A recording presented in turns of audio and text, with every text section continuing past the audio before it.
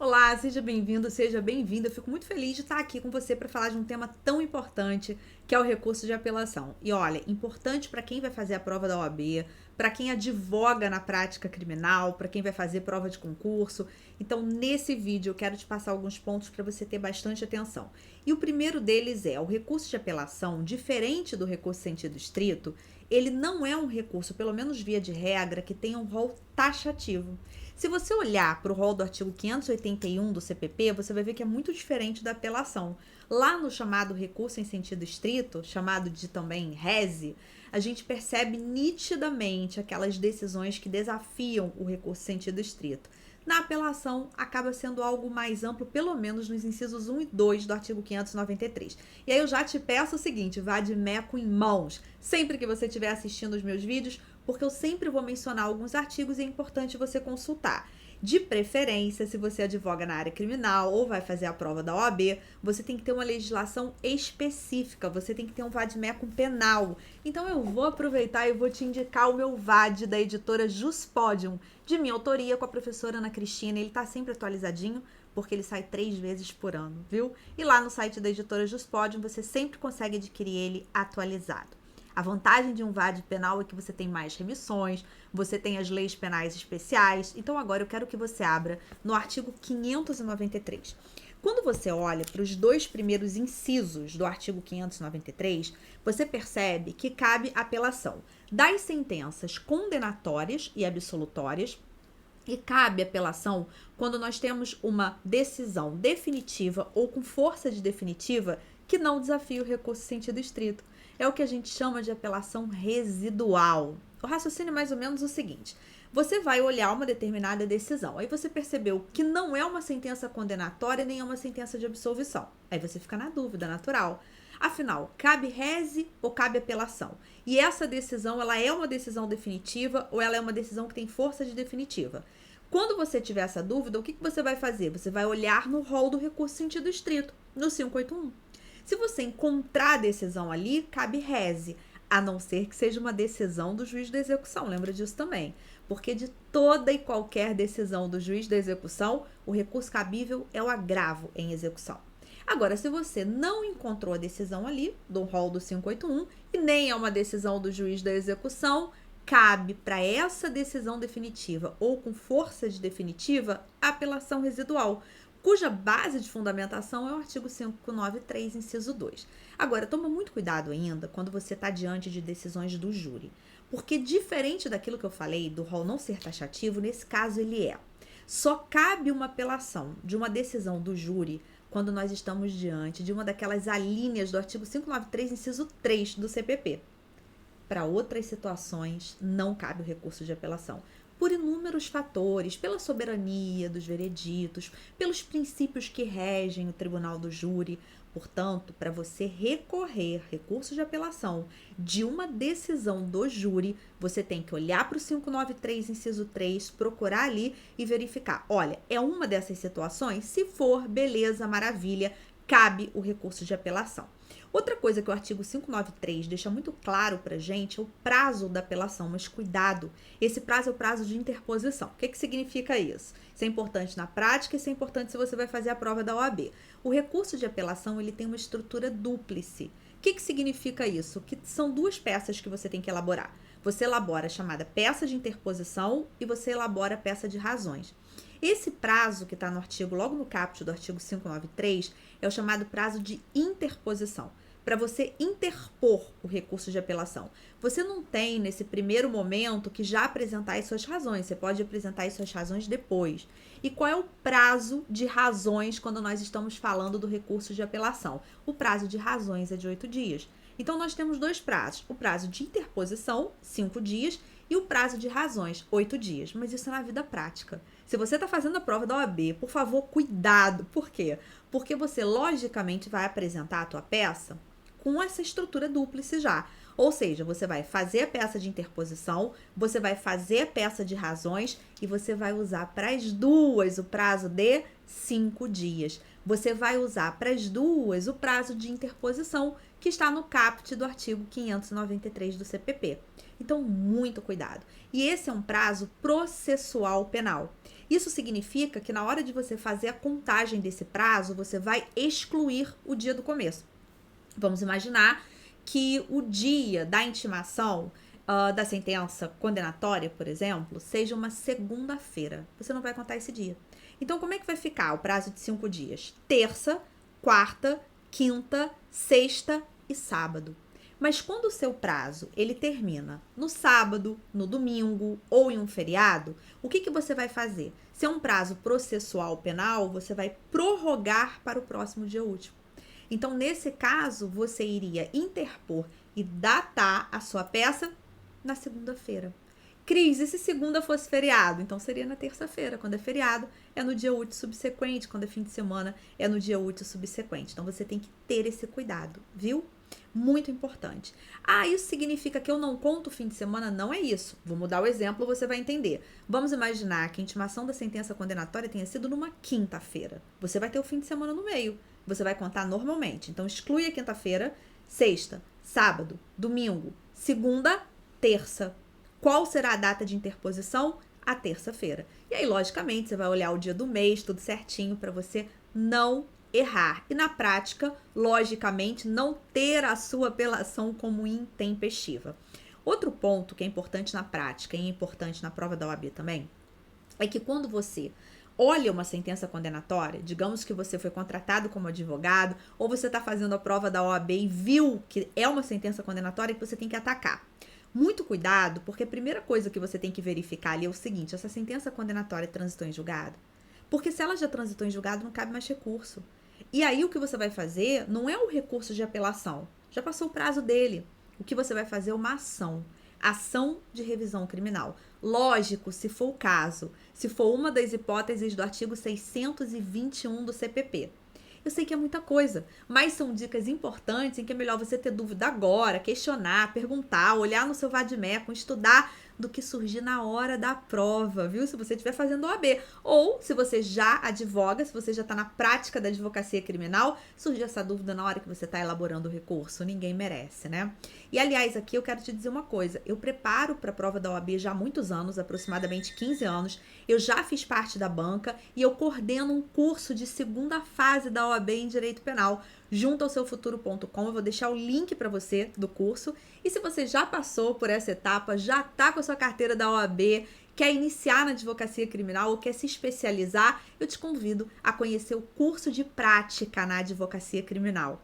Lá no curso de prática nós temos 15 módulos. Um módulo ele é inteiramente voltado para a parte de recursos processuais penais, tem modelo de peça editável, tem roteiro de elaboração para te ajudar, então é muito importante para você potencializar a sua prática. Eu vou deixar o link para você também, vai aparecer em algum lugar nesse vídeo ou abaixo do vídeo, você pode clicar e conhecer melhor.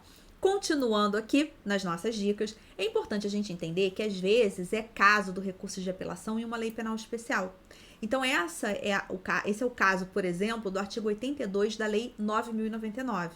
E é importante, quando você tem uma previsão especial, você verificar o prazo. O prazo da apelação, lá na Lei 9.099, é diferente do Código de Processo Penal. Nós vimos que no Código de Processo Penal, a gente tem um prazo de interposição de 5 dias e um prazo de razões de 8 dias. Na Lei 9.099, você tem um prazo, que é o prazo de 10 dias. Gente, isso é importante na prática da advocacia criminal. Imagina o advogado perder prazo. Que coisa feia, né? E é importante também se você vai fazer uma prova de concurso, se você vai fazer a prova da OAB. Então vamos lá, resumindo o que nós vimos aqui. A apelação é um recurso, logo você vai sempre usar o verbo interpor. Se você já é aluno do curso de segunda fase ou de prática, nós temos a lista dos verbos que você tem que trabalhar em cada uma das peças processuais, isso te ajuda bastante. Então você vai interpor o recurso de apelação. Em que prazo? 5 dias. Mas você vai apresentar razões em quanto tempo? 8 dias, lembrando que na Lei 9.099, o prazo para o recurso de apelação é de 10 dias. Quando que nós temos o cabimento do recurso de apelação? Nas 3 hipóteses previstas no artigo 593. Se você tem uma sentença condenatória ou uma sentença de absolvição que ainda não transitou em julgado, se você tem uma decisão definitiva ou com força de definitiva que não desafia o recurso em sentido estrito, já te ensinei como que você vai analisar isso, você vai olhar para o 581. Então, não está lá no rol do 581. É uma decisão definitiva com força de definitiva, cabe recurso de apelação. E das decisões proferidas pelo tribunal do júri, somente nas hipóteses ali previstas, elencadas, nesse caso o rol é taxativo, do artigo 593, inciso 3 do Código de Processo Penal. Atenção com a estrutura, que eu te falei, uma peça de estrutura dúplice. Portanto, você vai fazer a peça de interposição e a peça de razões. Em relação aos pedidos, não se esqueça que você tem ali a sentença como base. Quando você vai atacar aquilo que foi prejudicial ao cliente no seu recurso de apelação, você vai olhando para a sentença. Exemplo, tem uma excludente de licitude que não foi reconhecida na sentença. Você, no recurso de apelação, vai requerer o reconhecimento da excludente de licitude. E para cada tese que você traz, você tem um pedido cabível. Se você está pedindo, por exemplo, reconhecimento de uma causa que exclui ilicitude, ou que exclui tipicidade, ou que exclui culpabilidade, qual o pedido que você vai fazer? Pedido de absolvição. Com base em qual artigo? No 386 do CPP. Sempre que você vai pedir absolvição no recurso de apelação, o 386 do CPP ele está ali presente. Mas acontece que você, na prática da advocacia criminal, fazendo a prova da OAB, muitas vezes tem que ir além. Você, claro que quer a absolvição do seu cliente, mas às vezes a absolvição não é possível. Então você tem também os pedidos subsidiários. Se a absolvição não for possível, o que você quer para o seu cliente? A melhor e a menor pena. E aí vem a alegação das circunstâncias judiciais favoráveis, das circunstâncias atenuantes ou do afastamento de agravantes. Exemplo, o juiz reconheceu uma reincidência e você tem uma tese ali para a reincidência ser afastada, então você traz a tese de afastamento da reincidência. Você pode alegar ainda a presença de uma causa de diminuição. Por exemplo, há um arrependimento posterior, um crime tentado. O artigo 14.2 do Código Penal e o artigo 16, respectivamente tentativa e arrependimento posterior, nada mais são do que causas de diminuição trabalhadas na terceira fase da nossa dosimetria da pena. É possível que você visualize ainda como tese subsidiária a possibilidade de uma substituição de pena, privativa de liberdade por restritiva de direitos, artigo 44 do Código Penal, ou ainda como tese subsidiária o sursi, artigo 77 do Código Penal, talvez um regime mais favorável. O juiz ele fixou um regime semiaberto, mas talvez para aquela situação caiba o regime aberto. Você vai ter foco também, portanto, no artigo 33, parágrafo 2º do Código Penal. Todos esses artigos são importantes para que você desenvolva as teses nas suas razões de apelação, na peça de razões, na peça de interposição não.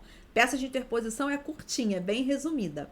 Na peça de razões, você vai trazer, portanto, as suas teses de mérito. Lógico que se tiver preliminares, você vai alegar também. Então, se houver nulidades, se houver uma causa extintiva da punibilidade, se tiver questões prejudiciais, alguns benefícios despenalizadores que não foram reconhecidos, como, por exemplo, não houve suspensão condicional do processo e deveria ter havido. Então, você vai trazer ali.